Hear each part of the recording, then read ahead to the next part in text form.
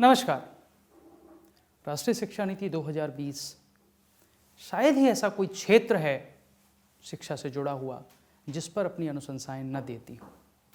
ऐसी समग्र नीति लंबे समय के बाद देश में आई है जो बहुप्रतीक्षित थी। भारत में भारत केंद्रित शिक्षा और भारतीयता की स्थापना प्रत्येक स्तर पर हो, साथ ही भारत वैश्विक मानदंडों के साथ वैश्विक परिवेश में सभी के साथ कदम ताल कर सके, दोनों के बीच समन्वय इस नीति की सबसे बड़ी खूबी है। हम राष्ट्रीय शिक्षा नीति 2020 के विविध आयामों पर चर्चा कर रहे हैं और आज हम चर्चा करने जा रहे हैं व्यावसायिक शिक्षा की पुनर्कल्पना, रीस्ट्रक्चरिंग वोकेशनल एजुकेशन पर। शिक्षा नीति में कहा है और हमें भी ये चिंता होती है कि आखिर व्यावसायिक शिक्षा की पुनर्कल्पना की आवश्यकता क्यों पड़ी। शिक्षा नीति में लिखा गया है कि 12वीं पंचवर्षीय योजना जो 2012 से 2017 तक आई थी, उसकी रिपोर्ट ये कहती है कि भारत में 19 से 24 वर्ष आयु वर्ग में केवल 5% या उससे कम विद्यार्थी ही औपचारिक व्यावसायिक शिक्षा प्राप्त करते हैं। यह प्रतिशत अन्य विकसित देशों जैसे संयुक्त राज्य अमेरिका, जहां 52% लोग व्यावसायिक शिक्षा लेते हैं, जर्मनी जहां 75% युवा व्यावसायिक शिक्षा लेते हैं, दक्षिण कोरिया जहां 96% युवाओं ने औपचारिक व्यावसायिक शिक्षा प्राप्त की है, उसकी तुलना में नगण्य है। ये दर्शाता है कि भारत में व्यावसायिक शिक्षा का स्तर बहुत से विकसित और विकासशील देशों की तुलना में कम है। इसके कारण क्या है? एक कारण तो यह है कि भारत में व्यावसायिक शिक्षा को शिक्षा की मुख्य धारा के स्थान पर विद्यालय छोड़ने वाले बच्चों से जोड़ दिया गया कि जो बच्चे शिक्षा में मुख्य धारा में नहीं पढ़ सकते, जो मुख्य धारा के पाठ्यक्रमों में प्रवेश नहीं ले सकते, उन्हें व्यावसायिक शिक्षा में प्रवेश दे दिया जाए। एक बड़ी कमी यह रही कि देश में जो माध्यमिक स्तर पर व्यावसायिक शिक्षा की स्थापना हुई, कक्षा 11 और 12 में खासतौर पर, तो वह एक पृथक धारा के रूप में स्थापित हो गई, अर्थात कक्षा 11-12 सामान्य और कक्षा 11-12 व्यावसायिक। तो वहाँ बंटवारा हो गया और वह बंटवारा मानसिकता में भी हुआ। ऐसे व्यावसायिक विषयों की कल्पना की गई जो 20 वर्ष से वे ही विषय पढ़ाए जा रहे हैं, जिसके कारण कक्षा 12 उत्तीर्ण करने वाले विद्यार्थियों के लिए फिर उच्च शिक्षा में अवसर कम रह गए। व्यावसायिक शिक्षा और मुख्य धारा की शिक्षा में समतुल्यता का अभाव, यह एक बड़ी कमी है और व्यावसायिक शिक्षा के क्षेत्र क्या हैं, इनमें स्पष्टता का भी अभाव है। इन सब को पहचान करते हुए 2013 में राष्ट्रीय कौशल योग्यता रूपरेखा, नेशनल स्किल क्वालिफिकेशन फ्रेमवर्क आया, जिसने पहली बार व्यावसायिक कौशलों की पहचान की और जो मुख्य धारा की शिक्षा है उनमें उन कौशलों के समावेशन और विकास की बात की। यदि हमें व्यावसायिक शिक्षा को मुख्य धारा में लाना है तो राष्ट्रीय शिक्षा नीति 2020 ये कहती है कि हमें समाज में व्यावसायिक शिक्षा की स्थिति से जुड़े पदानुक्रम के भ्रम को दूर करना होगा। समाज में जो एक भ्रम है कि व्यावसायिक शिक्षा पढ़ने वाले बच्चे सामान्य शिक्षा पढ़ने वाले बच्चों से कमतर होते हैं, कमजोर बच्चे व्यावसायिक शिक्षा पर जाते हैं, ये हायरार्की, ये भ्रम हमें दूर करने होंगे। चरणबद्ध तरीके से सभी शिक्षण संस्थाओं में व्यावसायिक शिक्षा पाठ्यक्रमों को मुख्य धारा की शिक्षा के साथ एकीकृत करने की आवश्यकता है। इसके लिए शायद हमें फिर गांधी जी की बेसिक एजुकेशन की ओर देखना होगा, जो मिडिल स्तर से ही व्यावसायिक शिक्षा की बात करते थे। आज फिर इस बात की आवश्यकता है कि हम व्यावसायिक शिक्षा अर्थात वोकेशनल एजुकेशन के पाठ्यक्रमों को मिडिल और माध्यमिक स्तर से ही विद्यालय में प्रारंभ करें। गुणवत्तापूर्ण व्यावसायिक शिक्षा को न केवल विद्यालयी शिक्षा वरन उच्च शिक्षा के साथ भी सुचारू रूप से एकीकृत किया जाए।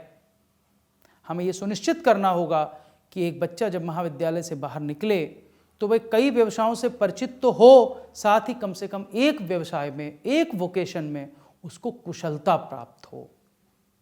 श्रम की गरिमा की स्थापना करना और भारतीय कला और शिल्प कला से जुड़े विविध व्यवसायों को महत्व देना, यह भी इस शिक्षा नीति में एक अपेक्षा है।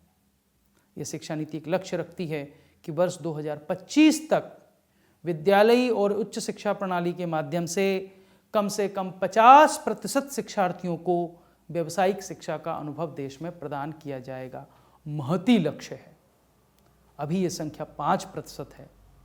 कैसे 50% शिक्षार्थी व्यावसायिक शिक्षा से जुड़ेंगे, इसके लिए एक ठोस कार्य योजना और तत्काल प्रभाव से उसको लागू करने की आवश्यकता है।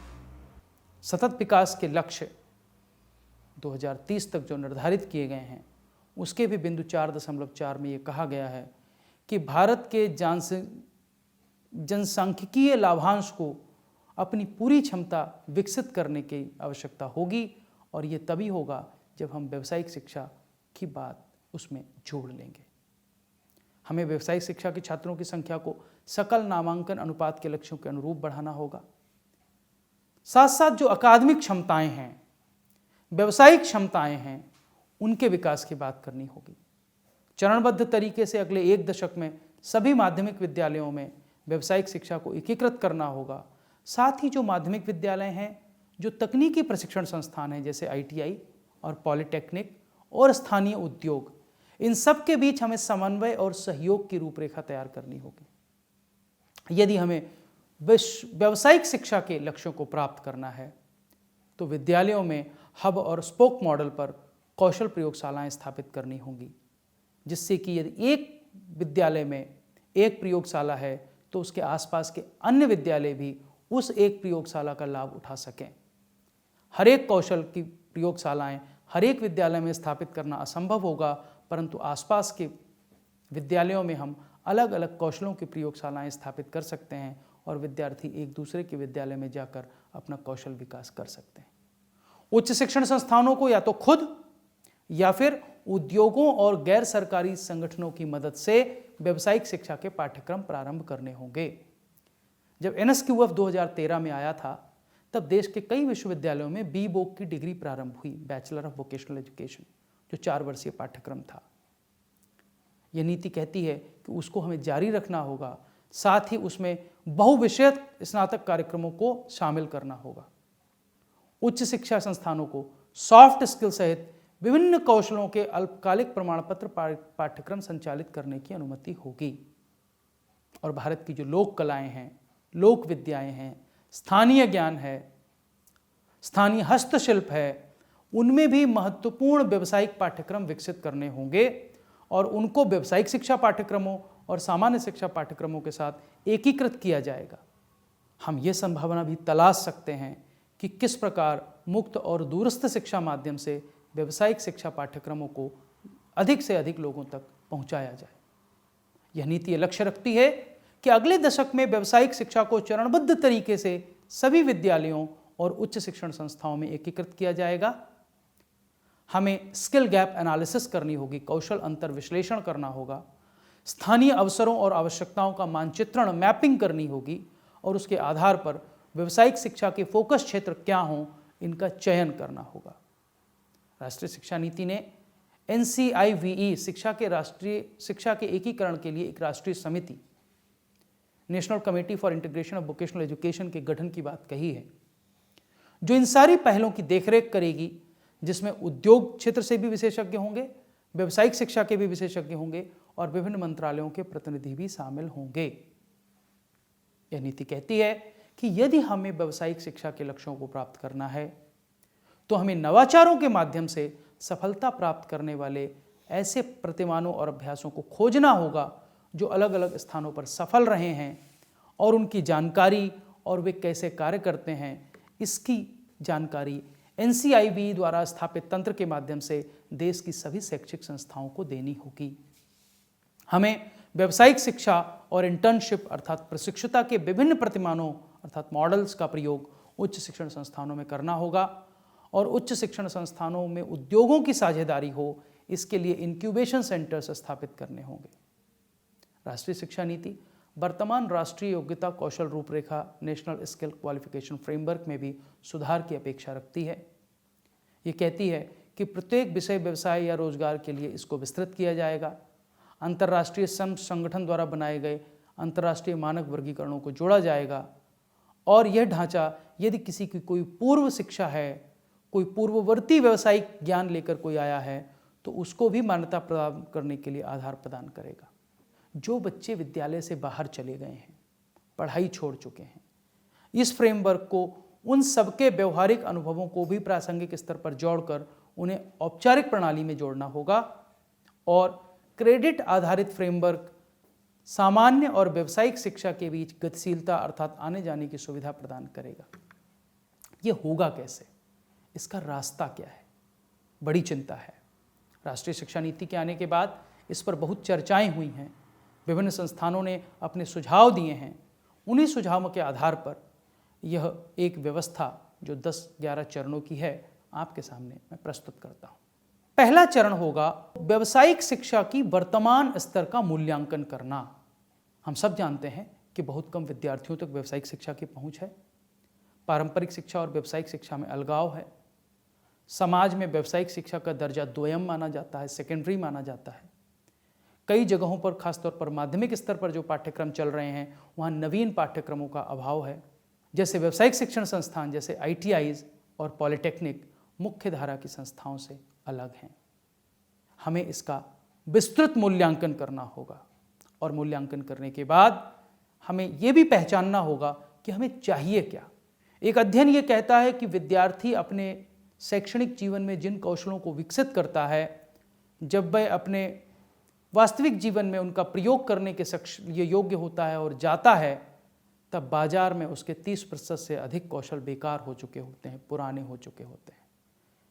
अर्थात अब हमें एक ऐसी व्यावसायिक शिक्षा की आवश्यकता है जो भविष्य के लिए आवश्यक व्यावसायिक कौशलों को विकसित कर सके। वो तभी होगा जब हम भविष्य की व्यावसायिक आवश्यकताओं का अनुमान लगा सकें, हम NSQF का पुनर्गठन कर सकें।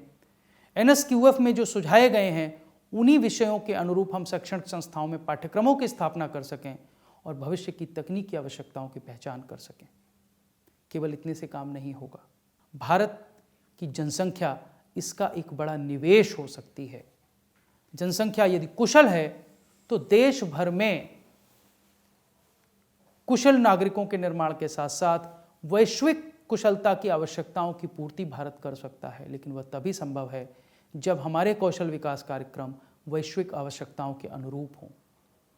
हमारे NSQF और बहुत सारी वैश्विक संस्थाएं जैसे international standard classification for occupation ISCQ है, ISCO है, इनके बीच सुसंगतता हो, साझेदारी हो। एक बड़ा काम हमें ये करना है कि अब व्यावसायिक शिक्षा और सामान्य शिक्षा के भेद को समाप्त करना होगा। बच्चा माध्यमिक में प्रवेश लेगा तो वह माध्यमिक कक्षा में प्रवेश लेगा, वह सामान्य और व्यावसायिक में प्रवेश नहीं लेगा। अर्थात हमें सामान्य विषयों और व्यावसायिक विषयों की समान रूप से उपलब्ध कराना होगा और सभी विद्यार्थियों को उपलब्ध कराना होगा।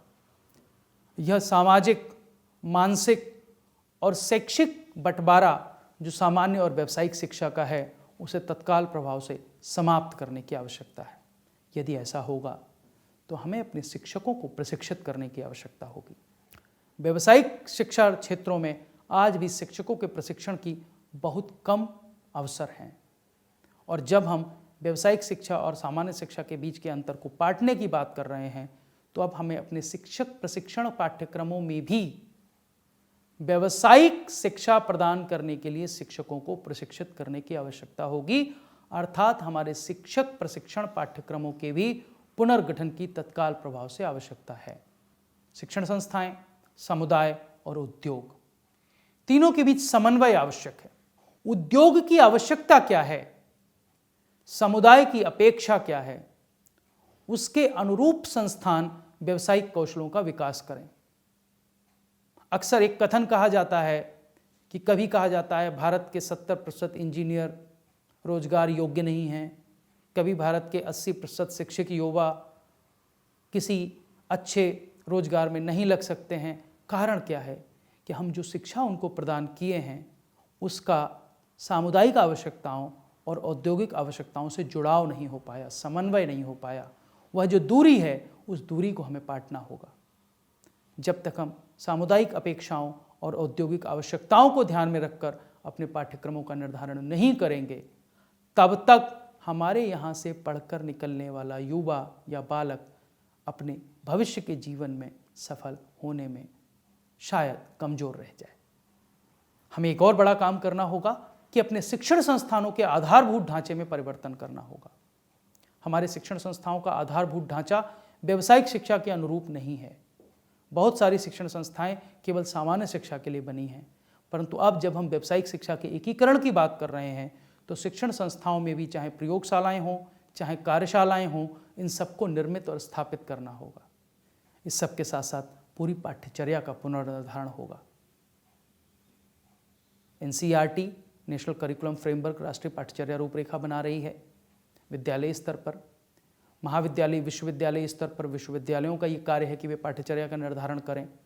लेकिन व्यावसायिक कौशलों को ध्यान में रखते हुए, वैश्विक आवश्यकताओं को ध्यान में रखते हुए और भविष्य के लिए आवश्यक कौशलों और तकनीकी को ध्यान में रखते हुए हमें अपने विद्यालयी और महाविद्यालयी पाठ्यक्रमों में, पाठ्यचर्याओं में पुनः परिवर्तन करना होगा और उनका पुनर्निर्धारण करना होगा। और जब हम ऐसा करें तो हम ध्यान रखें कि गुणवत्ता मानदंड सुनिश्चित हों। हमारे पाठ्यक्रमों की गुणवत्ता वैश्विक स्तर पर दिए जा रहे पाठ्यक्रमों से निम्न ना हो।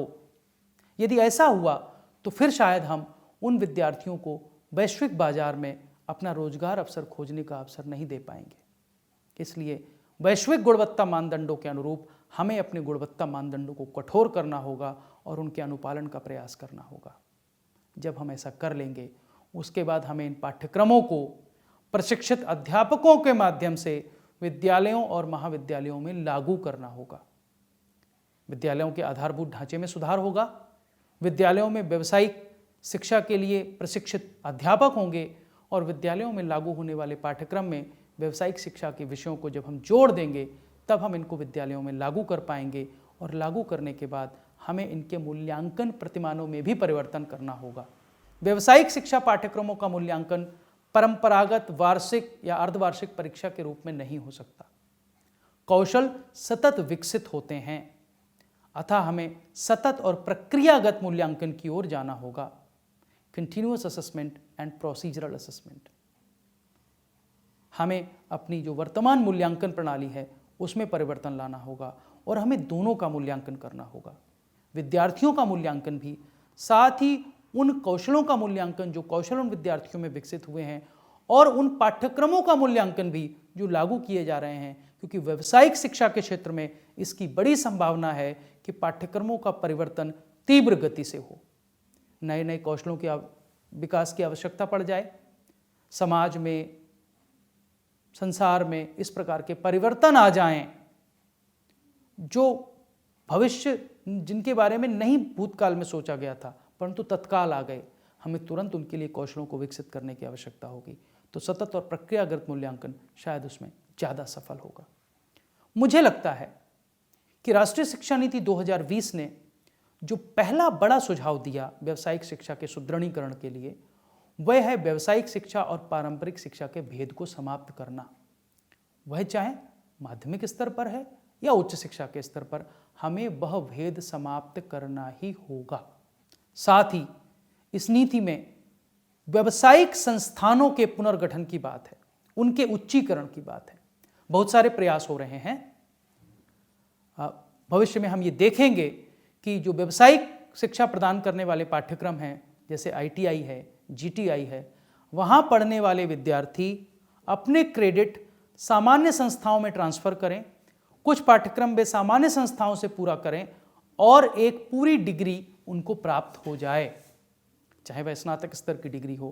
क्योंकि अभी जो व्यावसायिक पाठ्यक्रम हैं कई बार वो किसी डिग्री के समकक्ष नहीं होते हैं, इसलिए उन पाठ्यक्रमों को पूरा करने के बाद उच्च शिक्षा के अवसर विद्यार्थियों के लिए कम हो जाते हैं। इसके प्रयास निरंतर किए जा रहे हैं। आज कौशल विकास मंत्रालय और शिक्षा मंत्रालय एक साथ मिलकर काम कर रहा है।